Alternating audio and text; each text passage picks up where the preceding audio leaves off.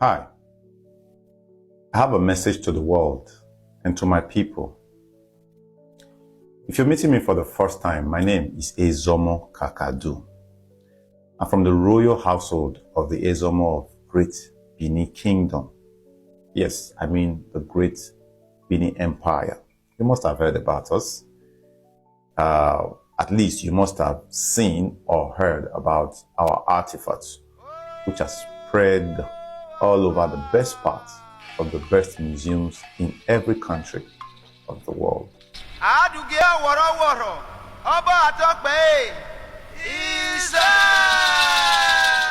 The monarchy of what will be later known as Bini Kingdom was founded around 40 BC.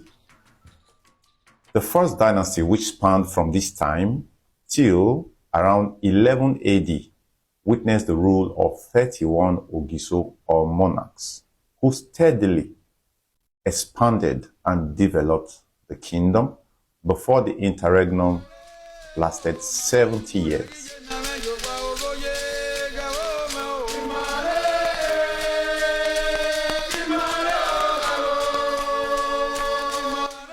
After the interregnum that lasted for 70 years, the monarchy of the kingdom was restored in 1170. And this was the point of departure to the second dynasty, or Oba dynasty if you like. This second dynasty started with Oba Omononya or Oba Oromiyan, and it saw even greater development, civilization, and even expansion. We have had economists, doctors, diviners, craftsmen, philosophers, reformers, revolutionaries, and even warriors as kings. The era of warrior kings began with Oba Ewa Ogidiganokao and ended with Oba Ehengudanobu.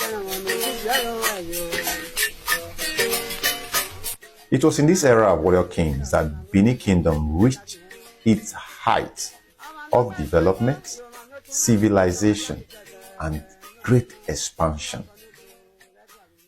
This was the era where it grew from just a kingdom to an enviable empire.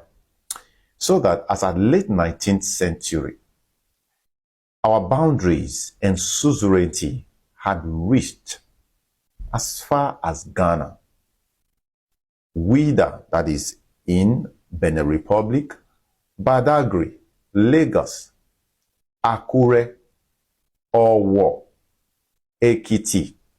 Ekiti was where the boundary between Bini Empire and Oyo Empire was pegged.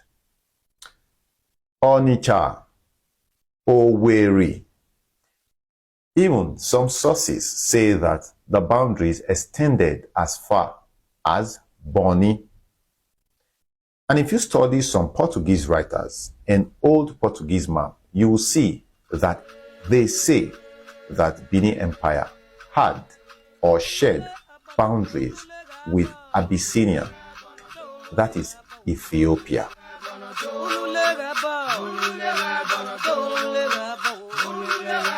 Remember that in the 15th century, we made contact for the first time with the Europeans. First came the Portuguese, followed by the Dutch, the Swiss, and then the British in 1553. With the first set of Europeans, we didn't have much of a problem. We were more of business partners and allies, and we had enjoyed very cordial relationship for more than 100 years before the British came. But from when the British set foot on our land, trouble loomed.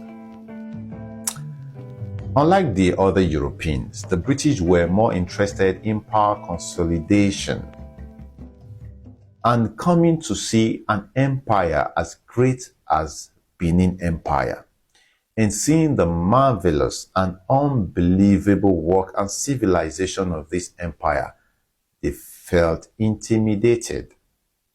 And it was from this moment they swore to themselves that they would never let this civilization be, knowing fully well that if they let Bini Empire thrive, if they let such civilization thrive, their status in the world might be put in a precarious position.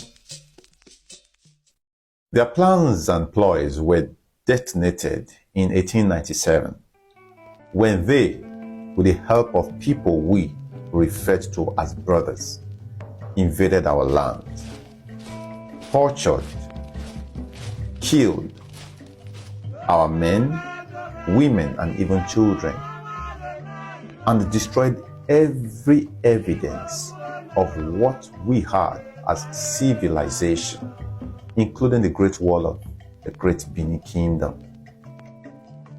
They went further to loot every piece of artifact they could find in the burnt and demolished palace of the Oba of Bini Kingdom, and everywhere else they could find them.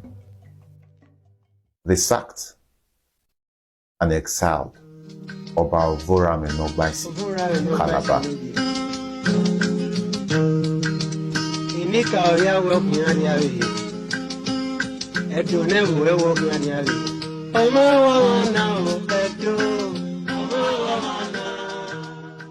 You know, many people, even my own people, till date, are still holding on to the crap that they were fed by the British, that the reason our artifacts were looted was for monetary gains. Have you ever wondered why they would waste resources to destroy the Great Wall of Great Bini Kingdom and every other historical civilization that they had to destroy? Remember that a primary way by which we preserved our history was through art, so that every wood or ivory ever carved, every bronze ever cast, represents a particular historical event in the Great Bini Empire. So when you do the math, you would realize that the reason our artifacts were looted and all of these things were destroyed is basically because they wanted to destroy our history so that generations of Edo to come would never know who they really were. And take my word for it, if these people could buy out every book that ever wrote anything accurate about our empire, they would have bought them out and destroyed them. When the British came into Benin, they met what they never bargained for. They met a culture of civility, a culture and an orderly government. They met wonderful heart, and the artifact they met that we are in some cases superior to what they had in their own country. And they became peeved and jealous to the extent that they made up their mind that that kingdom would never survive. The British couldn't wait till 1914 to amalgamate what is now known as Nigeria. And it was from then they began to balkanize our very vast empire, gifting out bits and pieces of it to our brothers, who aided them in carrying out the carnage on Bini Kingdom. Their aim, having seized our sovereignty from us, was to further reduce us in size and number in order to pay our brothers who betrayed us for political positions and statuses.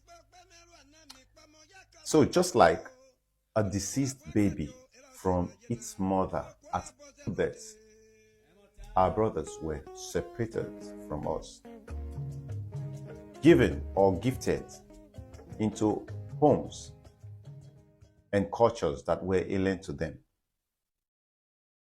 And over the decades, most of these our brothers have been forcefully absorbed into these cultures, while only a very few had somehow stood their ground and retained their Edo cultural heritage, irrespective of how much it must have been influenced by this alien culture. The Balkanization continued until what we are now left with is Edo State, which of course faces further threats of further Balkanization every day. For fear that we might rise again, and probably better than ever, we were prevented from attaining any important position in Nigeria. Our forefathers who could get into those positions, who could even enlist in the armed forces or even in the police, had to adopt Yoruba, Hausa, or Igbo names. They created Wazobia and call us minority. So today you find some people who never amounted to anything, who never had any iota of relevance to their name, most of whom were nothing more than slaves, stand boldly before us, spit on our face, and call us three local governments. We went to school one morning, waited in class for our history teacher, but he never showed up. And as I speak to you, our history teacher still haven't showed up. And that is simply because somebody or a group of people decided to remove history from the country's curriculum for reasons best known to them. All of these barbaric acts and subjugation dealt a big blow to my people and forced us into slumber for a very long time.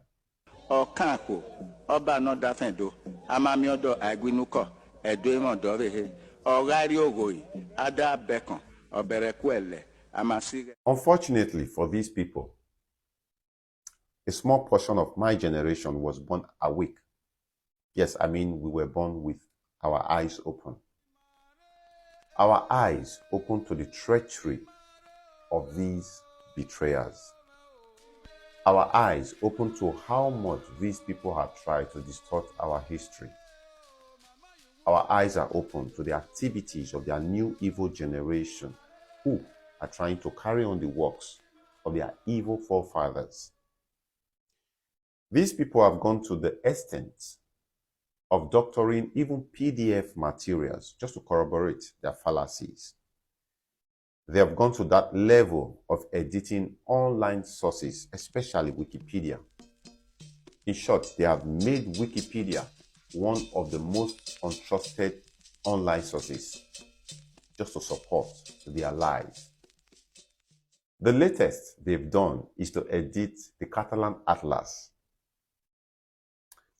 You know, what's most bizarre about all of this is the fact that the elders who are supposed to stand for the truth, irrespective of whatever, have decided to eat dirt with pigs. Maximum respect, however, to the very few who have stood for the truth, whether or not it favors them. However, now we are awake and we are waking up others who are still sleeping, and together we are saying no. When we finish the ceremony, we feel like this. That thing we are doing, they are saluting the Oba of Benin. Yes, we are awake and we are saying no. We are saying no to the distortion of our history. We are saying no to the daylight robbery of our cultural heritage. We don't care how long this might have been going on. The new generation of Edo are saying no, you cannot distort our history. You cannot steal our cultural heritage. Imagine a brother coming out to tell the world that the Garden of Eden is located in his bedroom. We find this laughable, so we all come out and laugh at the joke, forgetting that it was the same thing their forefathers did, and our forefathers saw it and dismissed it as madness without debunking them. But today, what was perceived and dismissed as madness have now been established as truth. And their new evil generation are making references to these things as facts. Which is why this new generation of Edo are saying no. We will not let you continue to distort our history. We cannot have our children's identity stolen from them. We cannot have our children's cultural heritage stolen from them. The Ada and Ebe are not yours. Our attires are not yours. And we are saying it is impossible for someone to go to bed as a common priest of a local shrine and then wake up in the morning as an emperor in 2024. We say it is impossible, sir.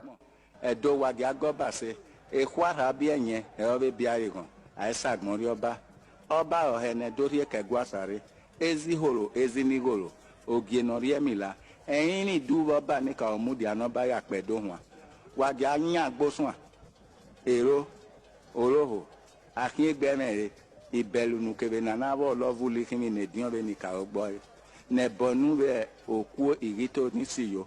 Ikoma Viagba, Umani. Ask anybody. The name America is an Igbo name. The real meaning is Emerigomonka. Anyone at Temwebe? In a tembe in a yatemata, a deguna canyon, bribing and corruption. And now to my wonderful people, my wonderful and very beautiful people of the great Bini Empire. Iviedo ni Mose, Iviedo no Zomo, Iviedo no Bayi, Iviedo ne wona ire. Wamado rege Edona na te gyuko amino ju. Ohini gbon. Rina budio bereziye na go. No wani violeti ya psychic. Wamado rege ikpotoki keke babo vion. Iyan yedo hien ugbogu ne wo nede. Ni noma nyare rina hore. Sokma omaila. Eremaila na lawowo aviesene nu wakpagbe biri ori wakpagbe wukponu wa lori eji na mudiane donado so seredo vena veri mave nika ove bwedo mudiane do so seredo ni ma yagan na yo bogbewe yagan na redo miewe erima Edo ina wakwagben senior. Edo ne wahire, waduyu wayi, waregi yarove mwekmenegbu wafwa, wari mwanegbe, ni marekine ni womemeje. And to my brothers in diaspora, it doesn't matter where you are now. It doesn't matter where the system has placed you. It doesn't matter where the Balkanization has placed you now. If you know you still have that blood, that Edo blood running through your veins, it is high time we stood up. It is high time we woke up and come together as a people. Come together as one family and stand up for what is right. Let's stand up together and uphold our heritage. This is our identity. If you do not have any reason to do it for yourself, please do it for your children and generations of your children to come, so that your children will not live the rest of their life blaming the loss of their identity on you. So that generations to come from you will not put curses on your name for folding your hands and letting people steal away their identity and their cultural heritage. Ọmọ ará gbẹ́dọ̀ tó láfọ̀ṣẹ́ lẹ́nu, ọmọ ajín kẹ̀kẹ̀rẹ̀ kó kódó, ọmọ asùn kẹ̀kẹ̀rẹ̀ kó kódó, ọmọ ajàgbilẹ̀ ọba Bini dó tẹ̀mẹ́ kó yọ ó tẹ̀mẹ́.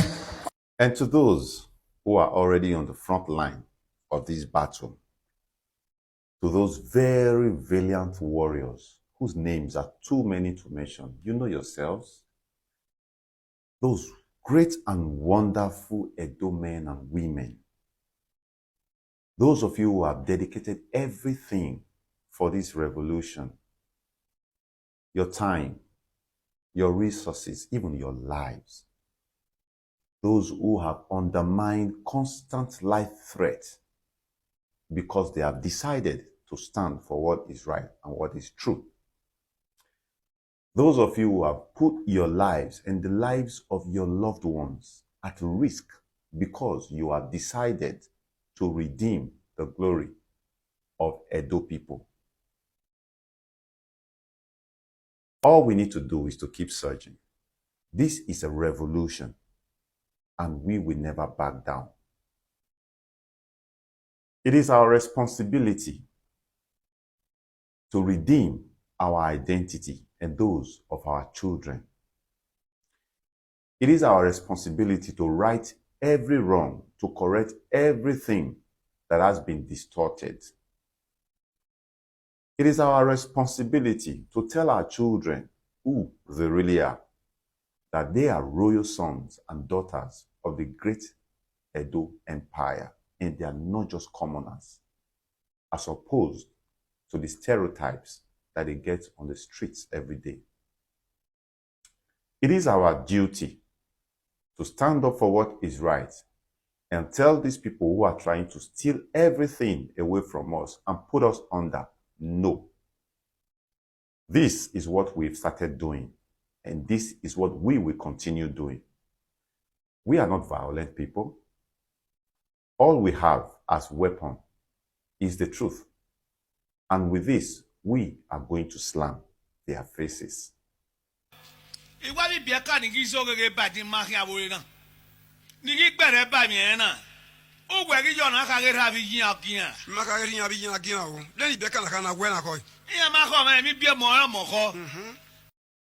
If you ever come across this video and it doesn't bother you, please, I want you to help me do something. Please, help me tell the world that we, Edo people, are coming. Aye,